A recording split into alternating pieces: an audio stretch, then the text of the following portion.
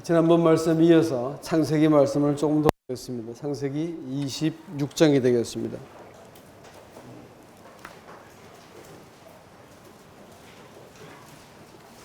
창세기 26장 23절부터 25절까지 말씀을 오늘 읽겠습니다.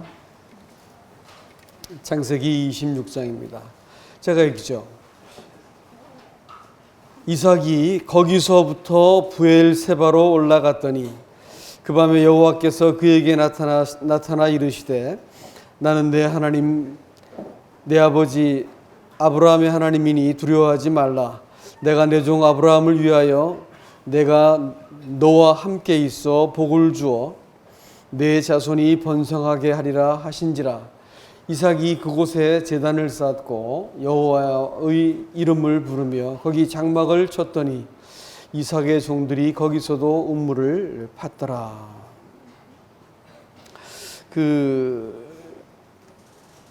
32절 말씀에 그날에 이삭의 종들이 자기들이 판 우물에 대하여 이삭에게 와서 알리어 이르되 우리가 물을 얻었나이다 하매 그가 그 이름을 세바라 한지라. 그러므로 그 성읍이 오늘까지 성읍 이름이 오늘까지 브엘세바더라.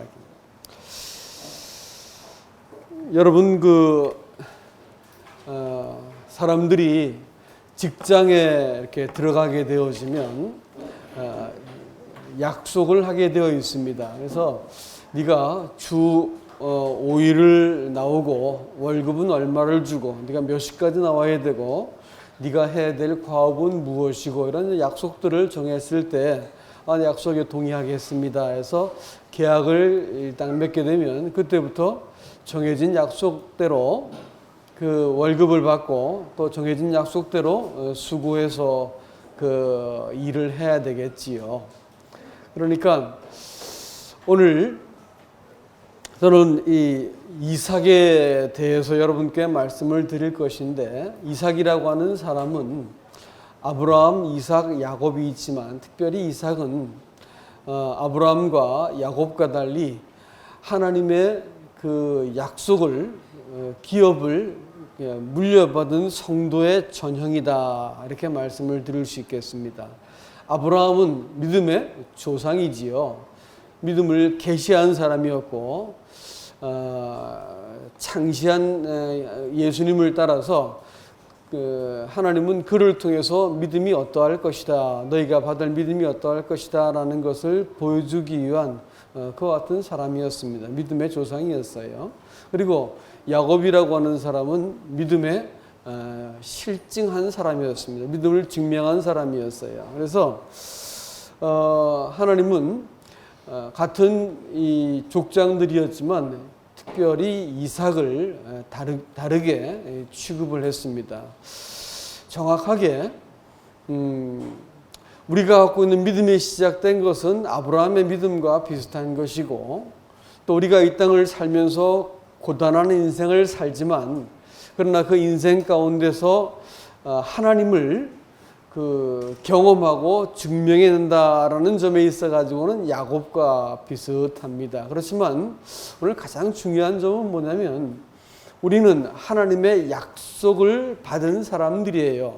하나님과 계약을 맺은 사람들이라는 점에 있어 가지고 이삭과 비슷합니다. 그래서 어떻게 하나님의 약속이 오늘 우리가 이 땅을 살아가는데 그 약속을 통해서 이 땅을 삶으로써 하나님의 복을 누리고 또 그 복을 근거해 가지고 이 땅을 살아갈 수 있는지에 대해서 말씀을 나눌까 합니다. 아까 직장에 들어갈 때에도 사람들이 계약을 맺어서 그 계약대로 행할 것 같으면 보상을 받게 되는 것처럼 우리가 하나님과 맺은 계약을 잘 이해하고 오늘 이 이삭이라고 하는 사람을 통해서 보여준 실증대로 우리가 그것을 잘 따라 행할 것 같으면 우리도 동일한 복을 얻는다라는 것을 말씀을 드리고자 하는 것입니다.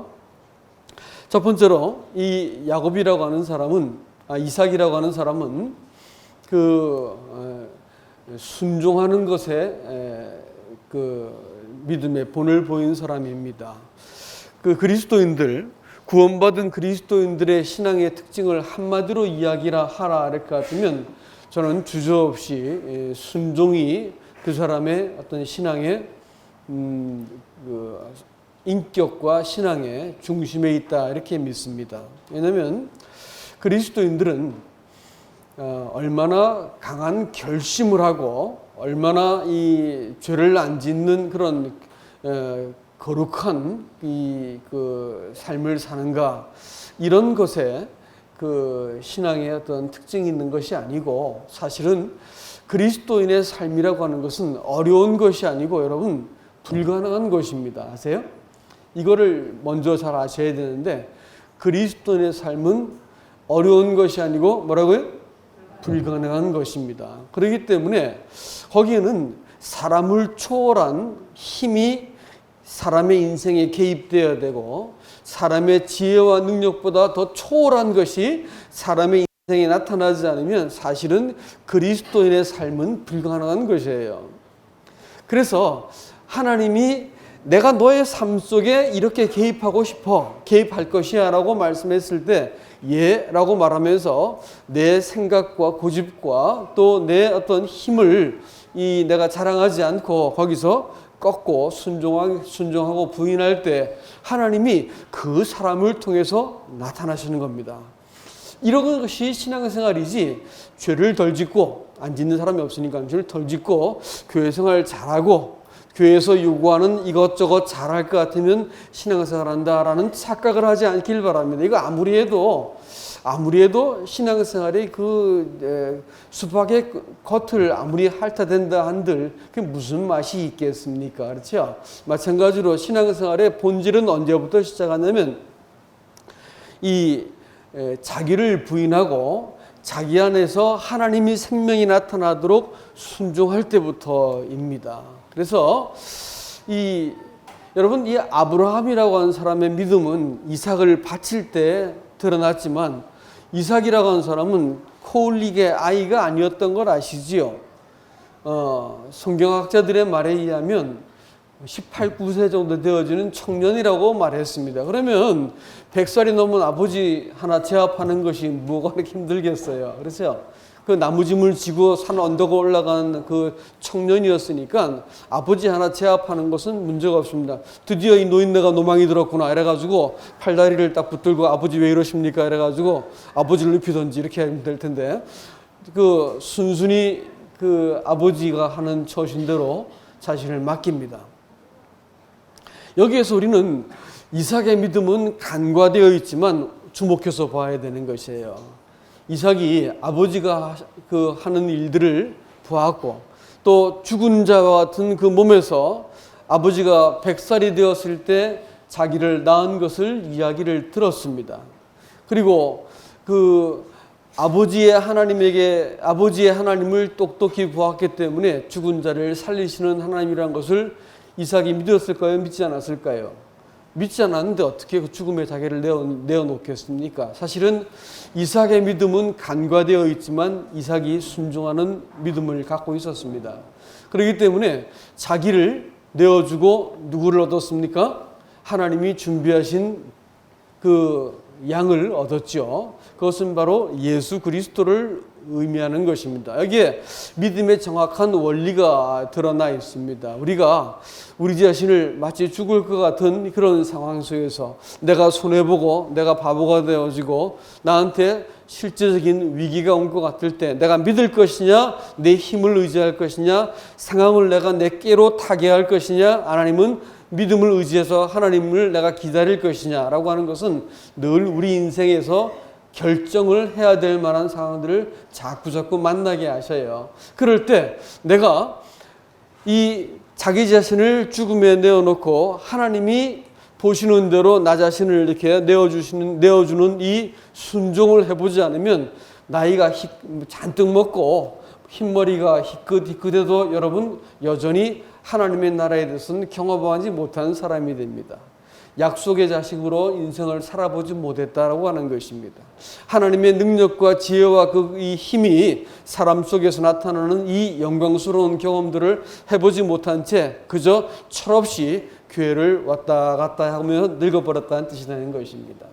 하나님은 우리가 이삭과 같이 순종을 배우기를 원하세요. 그래서 하나님이 약속하신 것을 우리에게 주고자 하시는 것입니다. 여러분, 이 약속은 어떤 약속이었습니까? 은혜의 약속입니다. 하나님이 우리가 받을 만한 자격이 있거나 조건이 되어서 우리에게 주신 약속이 아니고 아무 자격, 아무 조건도 없는 그야말로 죄만 지은 인생한테 아들을 통해서 우리에게 약속을 맺으시고 이 과분한 이 은총을 우리에게 주셨습니다. 구원을 이 은혜로 받고 나면요, 사람이 이 쓸데없는 잔머리를 굴리지 않게 되어지고 이 터무니없는 자기 주장이나 이 자존심 내세우지 않습니다. 여러분, 은혜는 틀림없이 공짜예요. 은혜는 틀림없이 거저받는 것입니다. 그러나 은혜는 갖고 있는 강력한 이 방향이 있는데 그것은 나한테 너무 과분한 그 자기를 허비해 가지고 나한테 은혜를 주고 나면 내가 그 사람을 절대로 못 잊게 되어 있습니다. 은혜는 그런 거예요. 자기 집을 팔아 가지고 내가 부도맞은 회사에 내가 위기를 때문에 쩔쩔매고 있으니까 집을 팔아 가지고 내 그 부도난 회사를 부도를 메꿔준 친구가 있어요. 지 재산 다 날아갈지도 모르는데 그러면 내가 그 친구를 어떻게 잊을까요? 그렇죠? 절대 못 잊게 되어 있습니다.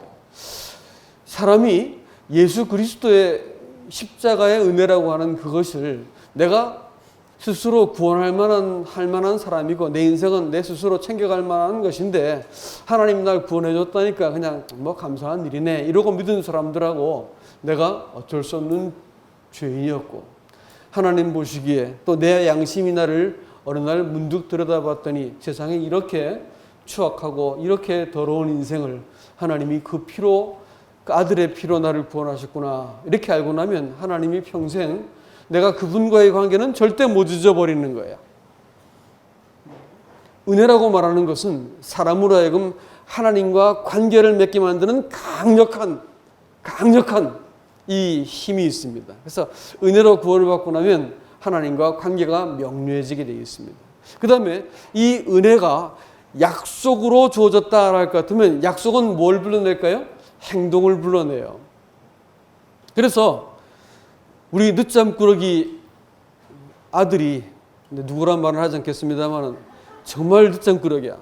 막 아침에 자면 그냥 이 녀석이 너 잠 깨기 위해서냐 죽기 위해서냐 싶을 만큼 잠 안 깨는 거야 그냥. 그래서 점심때쯤 돼서 깨워야 되는 이런 아이가 있었는데 지금은 장가 갔습니다만은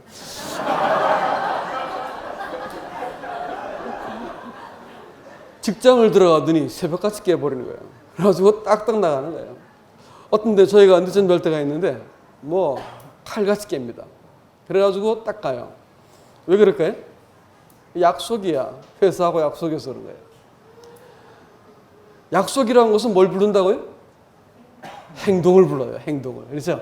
그러니까 은혜의 약속을 얻고 나면 내가 은혜로 받은 약속 때문에 과분한 은총과 또 그에 대한 이 약속을 따라서 내가 행할 것 같으면 과분한 보상이 기다리고 있다는 것을 내가 알게 되면 내가 은혜의 약속에 따라서 내 삶의 방식과 목적과 이 태도가 바뀌게 되어 있는 거예요. 이게 은혜의 약속이라는 거예요.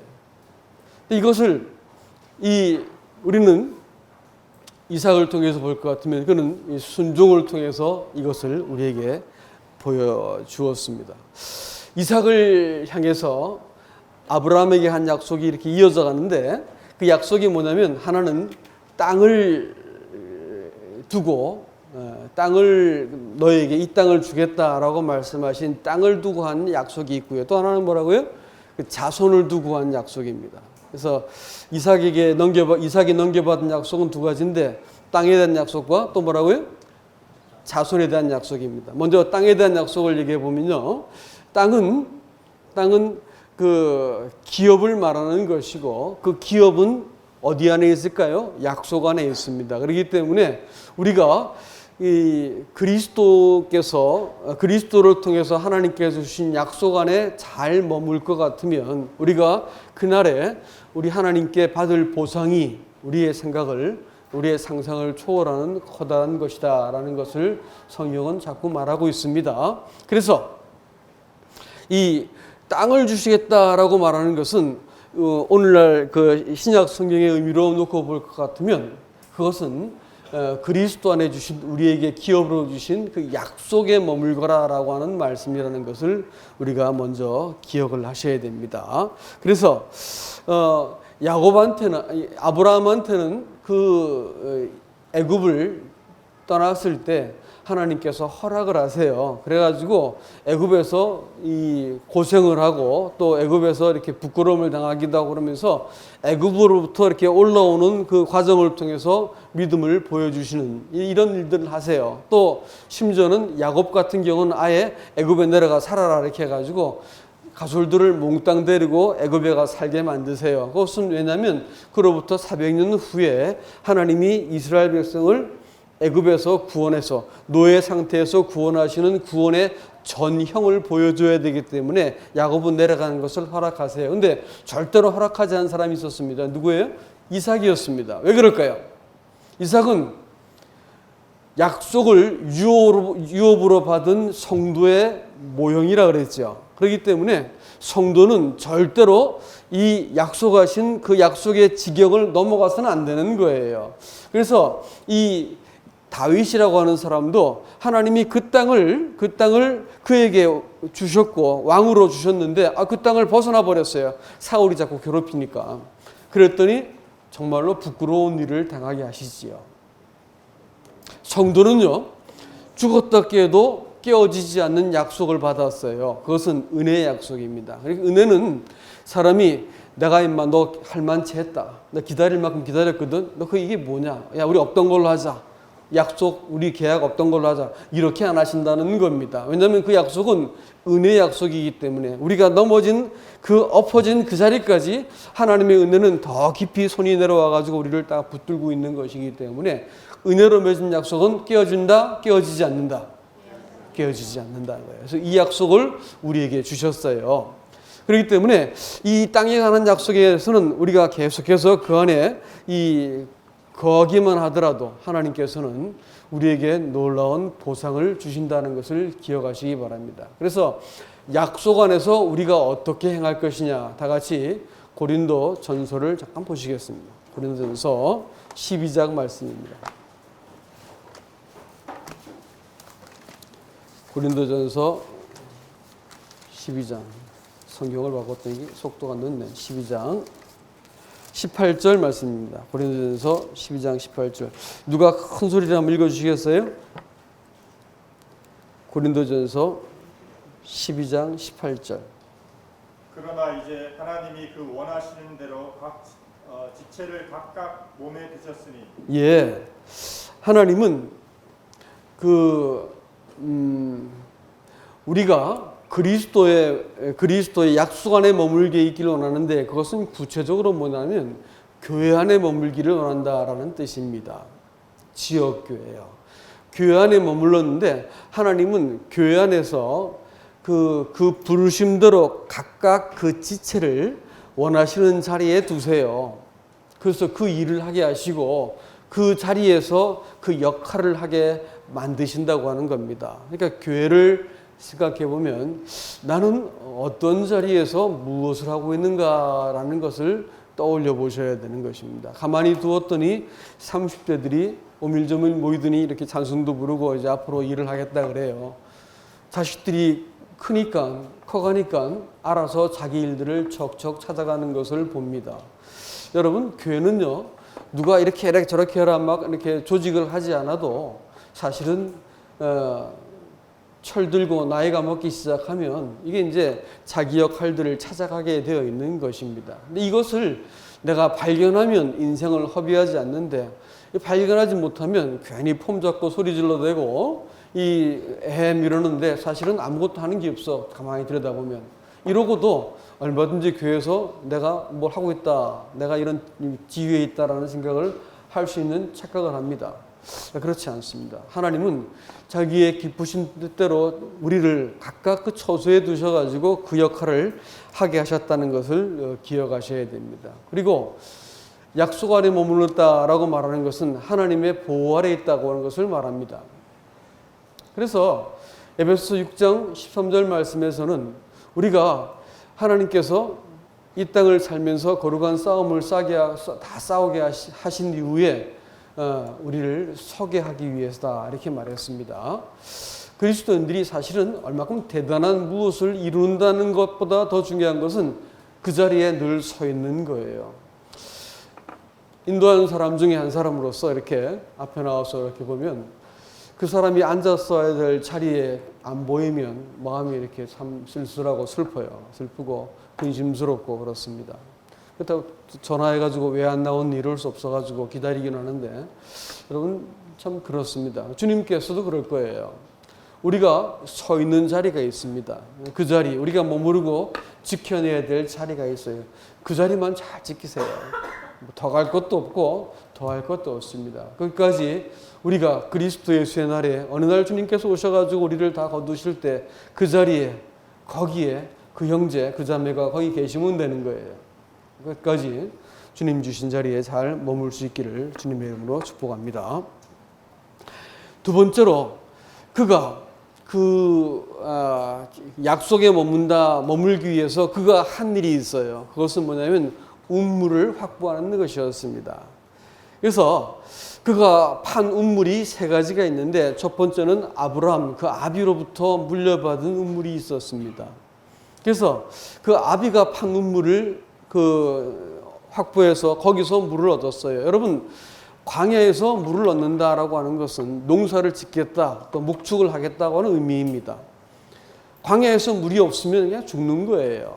그러니까 땅만 있는다고 된 것이 아니고 약속만 있는다고 되는 게 아닙니다. 그것은 무슨 뜻이냐면 오늘날 그리스도인들이 나 구원받을 때 과거, 현재, 미래의 모든 죄를 다 용서받았어라는 약속으로 버티고 사시는 분들이 계신데 여러분 그거 얼마나 모순되고 어려운 줄 아십니까?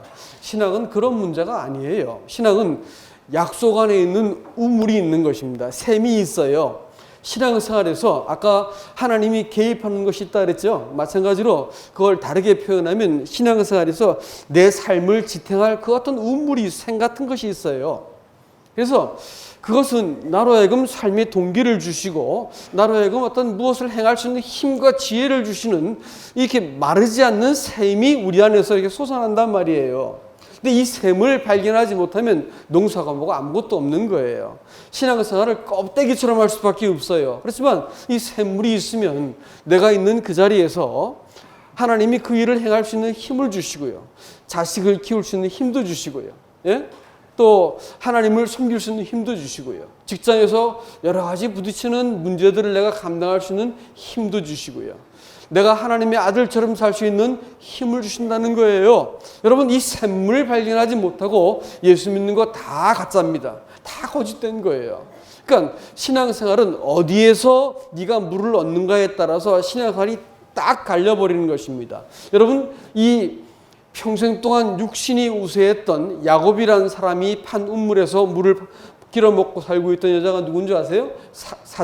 요한복음 4장에 나타난 사마리아 여자였습니다. 그러니까 예수님께서 그에게 와서 내 영원히 마르지 않는 물을 약속하시지요. 우물이라고 말하는 우리 성령이 요한복음 7장에서 말씀하신 대로 사람의 속에서 솟아나는 마르지 않는 샘물이 되겠다라고 강같이 솟아나는 샘물이 있다고 말씀하시는데 성령을 가리켜서 하셨다 그렇게 말씀하셨다 했는데 여러분 사람 안에 그와 같은 이 마르지 않는 자원이 있습니다. 근데 이 자원을 우리가 어떻게 확보하는가가 참 중요한 문제입니다. 이거 확보하지 못하면 신앙생활이 완전히 뒤죽박죽이고 맨날 징징거리고 잠수 타고 이 사람 저 사람 괴롭히는 거예요. 사람들이 나를 인정해야만 내가 그냥 살아있는 거지 사람들이 인정하지 않으면 신앙이 막 다 깨져 버리는 거예요. 하나님이 보시는 눈앞에서 자기를 보지 못하고 하나님 앞에서 내 인생을 살지 못하고 그로부터 힘을 받고 인정받지 못하기 때문에 자꾸 사람들을 괴롭히는 거예요. 그러니까 신앙은 이 하나님의 약속 안에 산다고 말하는 것은 내 안에 서 있는 이 거룩한 자원을 발견하는 문제입니다. 아시겠어요? 이거 못 발견하면 신앙은 아무것도 아니에요. 신앙, 종교 생활을 하는 것이고 그저 교회 왔다 갔다 하는 것이지 아무것도 다를 바가 없는 거예요. 세상 사람들과 조금도 다를 바가 없습니다. 문제 있으면 다 징징거리고 싸울 때 다 싸우고 이해 다툼 다 하고 세상 사람들과 아무 차이가 없는데 그래서 교회만 나오는 사람들이에요. 그것밖에 안 되는 겁니다. 그러나 이 자원을 발견하게 되면 인생의 삶을 사는 수준이 달라지는 거예요. 그래서 이 자원을 여러분 이 샘을 꼭 가지셔야 됩니다. 이 샘이 어디서 나오는 것이냐면 제일 먼저 아비로부터 오는 것이다 라는 것이에요. 아비요? 예, 아비입니다. 아버지가 자식한테 신앙은 유전하는 거예요. 사실은 부모가 자식한테 신앙을 보여주는 거예요. 그래서 아버지가 말하는 신앙 말고 아버지가 살아낸 신앙을 바라보고 그것을 내 것으로 받아들이는 것이 신앙의 전수라고 말하는 것입니다. 그리고 교회에서도 디모데후서 2장 2절에서 뭐라고 말하냐면 충성된 사람에게 신앙을 이렇게 부탁할 것을, 복음을 부탁할 것을 말씀하고 있습니다. 모세는 여호수아에게 부탁했고 바울은 디모데에게 부탁하죠. 신앙은 이렇게 전수되는 것입니다. 갑자기 내가 신앙이 분기탱천한 게 아니고, 예? 내가 뭐 이렇게 해가지고 난 대단히 뭐 지혜롭고 놀라운 사람 이렇게 말하면 정신 나간 사람인 것이고, 신앙은 이 배우는 거예요. 전수받는 거라고요. 아시겠어요? 그렇기 때문에 집에서 안 되면 교회에서라도 잘 들여다보시고 신앙의 행동을 믿음으로 행하시는 분들을 따라가는 거라는 것을 기억하시기 바랍니다. 교회도 다음 세대로 교회가 전수되는 그것은 복음과 함께 삶의 태도와 신앙을 그대로 본받고 따라가는 것을 여러분 믿으셔야 됩니다. 아무리 별말을 다 해도 자식들은 마음대로 안 돼요. 우리가 산 만큼 자식들은 믿음을 따라가는 것을 믿으시기 바랍니다. 그래서 그 아비의 운물을 그가 다시 팠다라고 하는 그것은 신앙은 전수되는 그것으로 우리가 복을 누리는 것이다라는 것을 알 수 있고요. 두 번째, 신앙은 두 번째 운물은 계속해서 블레셋 사람들이 와가지고 운물을 파놓으면 뺏어가고 파놓으면 메꿔버리고 이래가지고 다투었습니다. 근데 그 다툰 이유가 있었는데 그가 거한 곳이 바로 그랄 지방이었습니다. 지도를 보면 그랄이라고 하는 것은 애굽과 경계선에 있는 지역이라는 걸, 남단이라는 것을 알 수 있습니다.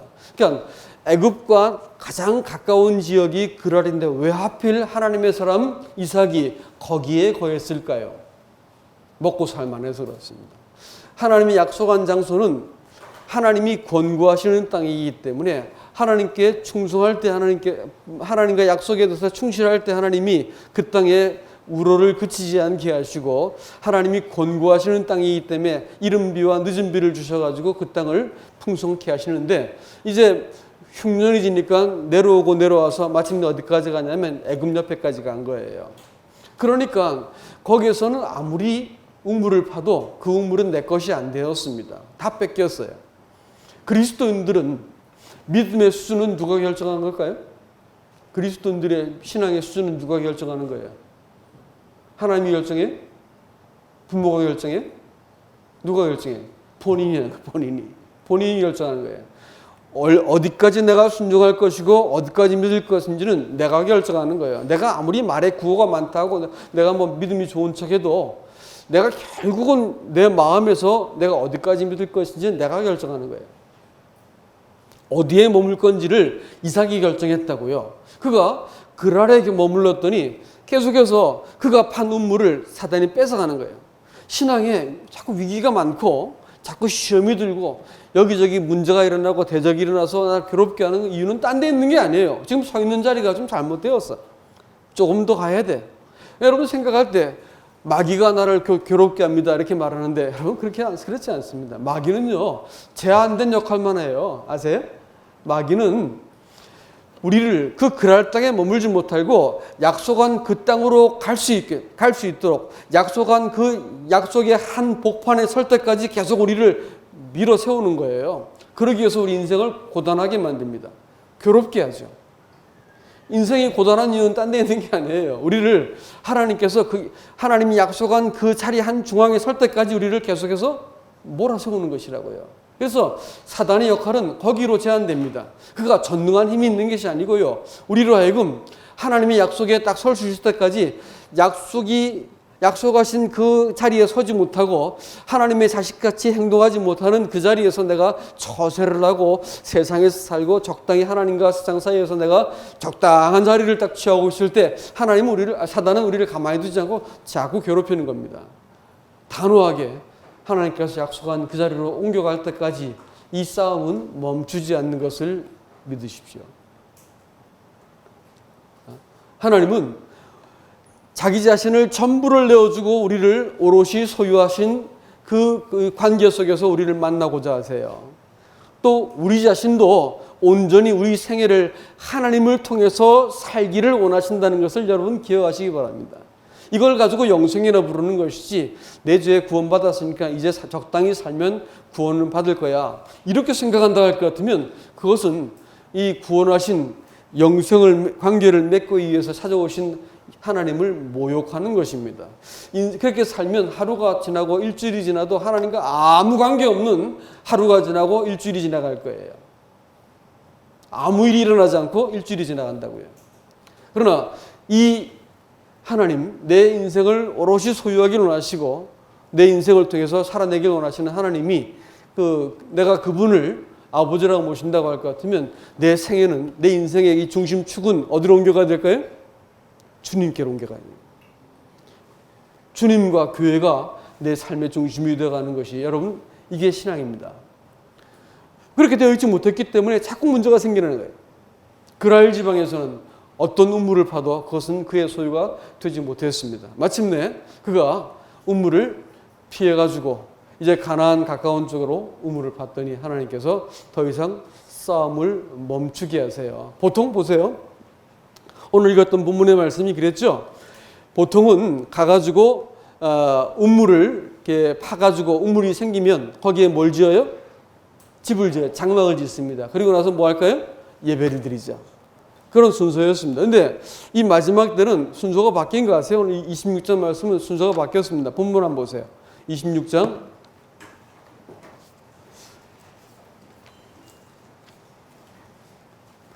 25절 보면 순서가 바뀌어 있습니다.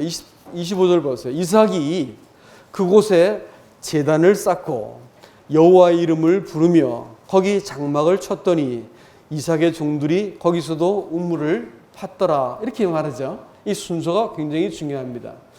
우리 인생에 있어가지고 우리는 먼저 내가 먹고 살만한 삶의 근거를 먼저 준비해 놓고 그 다음에 내가 이 집을 짓고 정착하고 그 다음에 예배를 드리는 것이에요. 우선순위가 누구예요?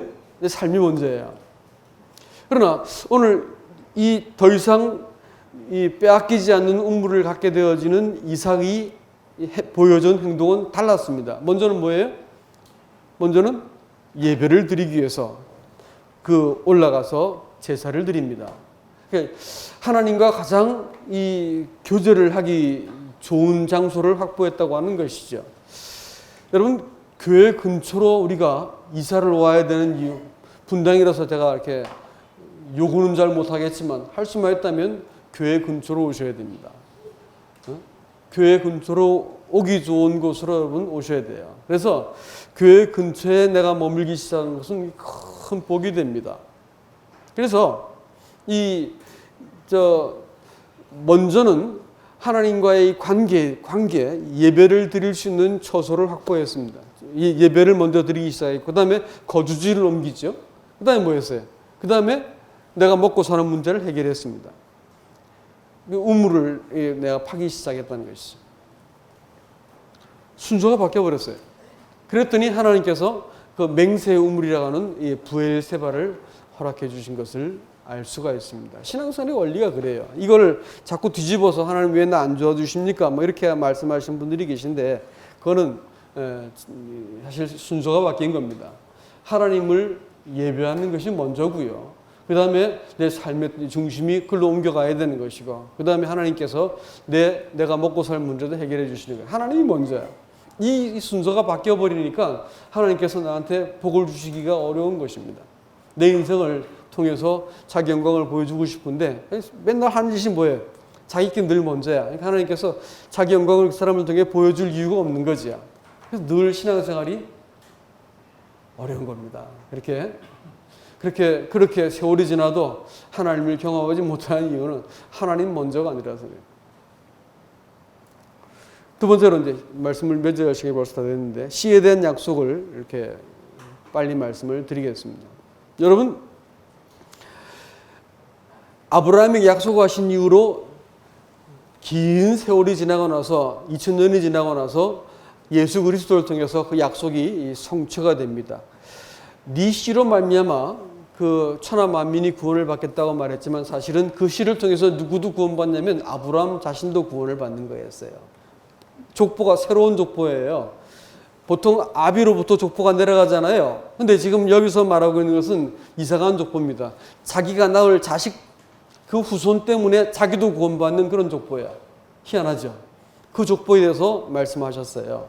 자기 하나님이 보내실 이 씨에 대해서 약속을 하셨는데 자기 자신도 그 씨 때문에 구원받는 그와 같은 약속입니다. 여러분, 그래서 하나님께서 아브라함의 자손 이삭한테 이 25장에 볼 것 같으면 이 복을 주셨더라. 그래가지고 100배나 되는 복을 얻고 막 하는데 하나님은 이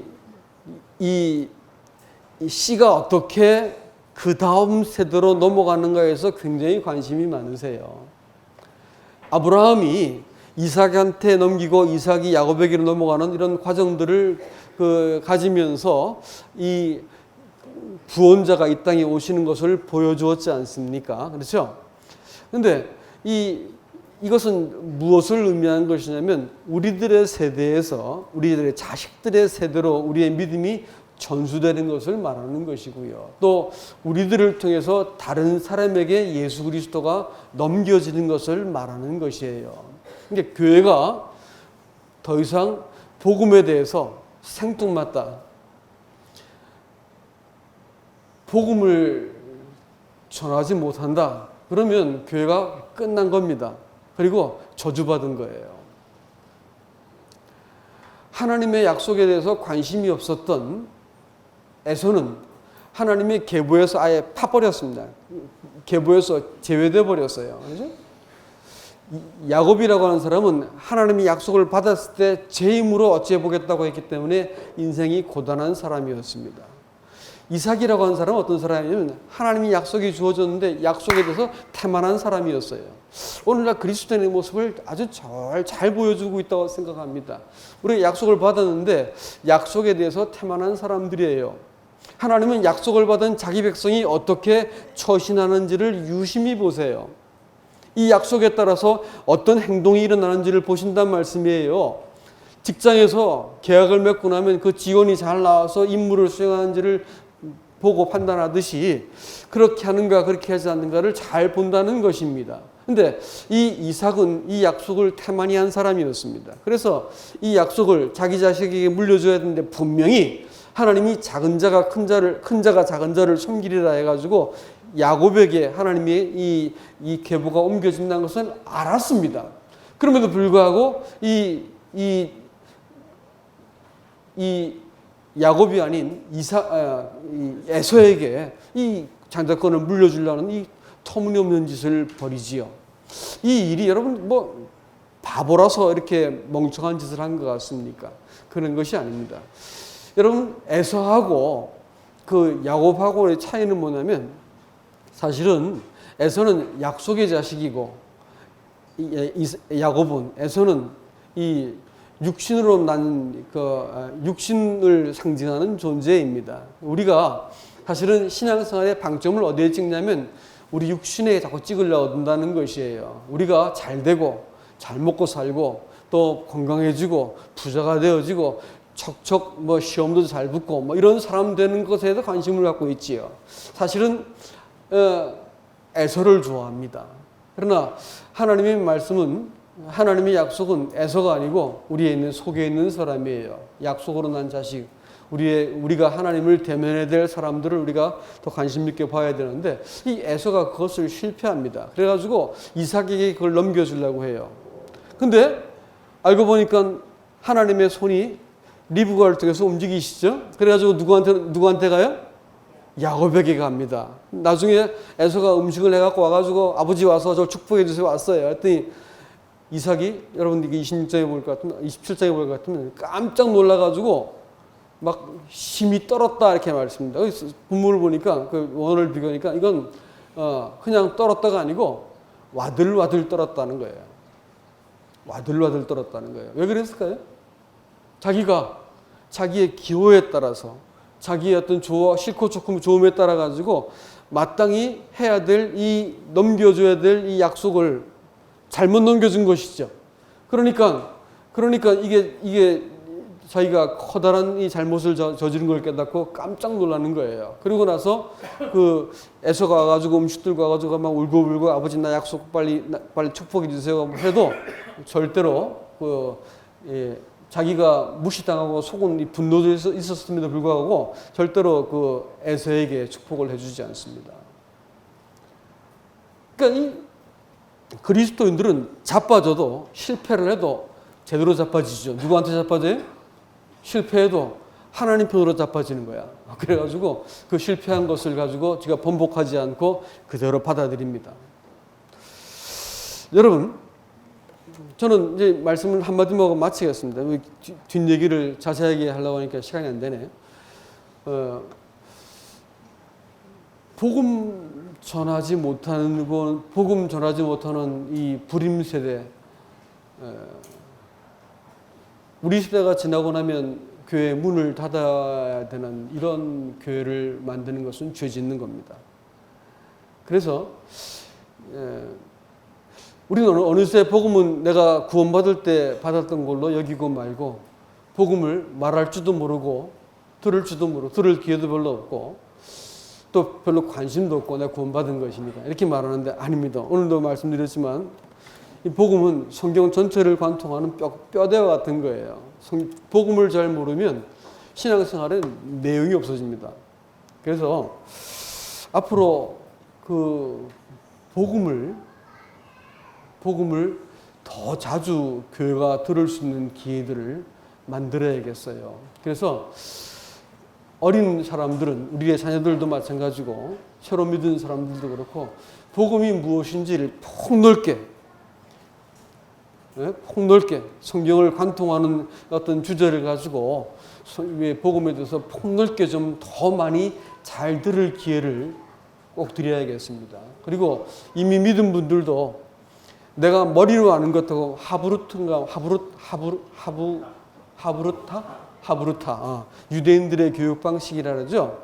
그 사람들은 이렇게 주입식 교육을 안 시키고 서로 자기 주장을 막 싸우듯이 말하게 만들어서 그 사람들 도서관에 가면 시끌시끌하답니다. 막 서로 말하느라고. 근데 자기 입장을 말하는 동안 상대방 입장을 들을 수 있게 되어지고 자기 입장을 말하면서 내가 딱 조정이 되기 때문에 명백히 하는 지식을 갖는다는 것이에요. 그러니까 누가 말하기를 내가 말할 수 없는 지식은 내 것이 아니다 이렇게 말했습니다. 그래서 복음을 전하는 연습도 시키고 복음을 들을 수도 있게 하고 제가 사실 어떤 책을 보는데 보수적인 교회 어떤 그 분들이 주일 오후만 되면 복음 집회를 하는데 주일학교 애들 2명 앉혀놓고 또 막 울면서 복음을 전하고 이렇게 한다는 말을 하는데 그 애처로운 그 노력에 대해서 처음에는 참 가상하다 생각이 들었는데 순간 마음을 팍 찌르고 지나가는 것이 이분들은 복음을 존중히 여기시는 분들이구나라는 사실이었어요. 우리 마음속에 우리는 복음을 존중히 여기지 않습니다. 복음을 무슨 어떤 복음 전하는 것은 우리 교회 어떤 형제들의 어떤 일들로 여겨버리고 말고 여러분들은 잘 복음을 전하지도 않고 관심도 없고 그러니까 새로 얻어진 사람들에 대해서 별 관심이 없어요. 복음을 전해야겠습니다. 주일 오후에라도 그분들이 하는 것을 우리가 안 되면 흉내라도 내지요. 그래서 돌아가면서 형제들한테 복음을 전할 수 있는 기회도 주고 저도 복음을 전하고 불러도 오고 해서 주일 오후에는 아예 복음 전하는 날로 늘 해가지고 부도자가 없어도 복음을 전하고 복음을 듣고 또 복음을 전해보고 하는 일들을 했으면 좋겠습니다. 형제님들한테 말씀을 드렸더니 해보자 이렇게 말해요. 근데 잘해보자랍니다. 어떻게 잘할지는 이제 시행착오가 많았기 때문에 잘할 수 있는 방법들 찾아가지고 주일날 오후에 어떤 복음을 좀 더 잘 들었으면 좋겠어요. 이 이삭이 하나님의 적극적인 개입이 아니었더라면 하마터면 잘못할 뻔했지 않습니까? 우리가 하마터면 우리가 우리 자식과 복음을 넘겨준 일에 실패해버리면 어떻게 할까요? 우리는 우리 믿음을 증명하지 못한 거예요. 아브라함이 자기의 씨를 통해서 자기 믿음을, 자기가 구원을 받지 않습니까? 우리가 넘겨드려야 될 씨를 통해서, 그걸 통해서 우리가 증명받는 것, 우리가 갖고 있는 신앙이 참되다는 것은 우리 신앙을 다른 사람에게 넘겨줄 수 있을 때 비로소 우리 신앙이 참된 겁니다. 아시겠죠? 그렇기 때문에 복음에 대해서 더 많이 알고 더 많이 접할 수 있는 기회를 가져야 되겠다. 제가 얼마나 더 여기서 강단을 쓸 수 있을지 잘 모르겠어요. 그러나 이 강단을 떠나게 되었을 때 여기 남아있는 분들이 복음과 주님에 대해서 확실하게 말할 수 있을지 죄송하지만 확신이 잘 않습니다. 그래서 어떻게든지 이 복음 듣고 아는 일들에 복음만 잘하면 성경도 잘 이해할 수 있어요. 성경은 사실 복음 얘기하고 있는 거니까요.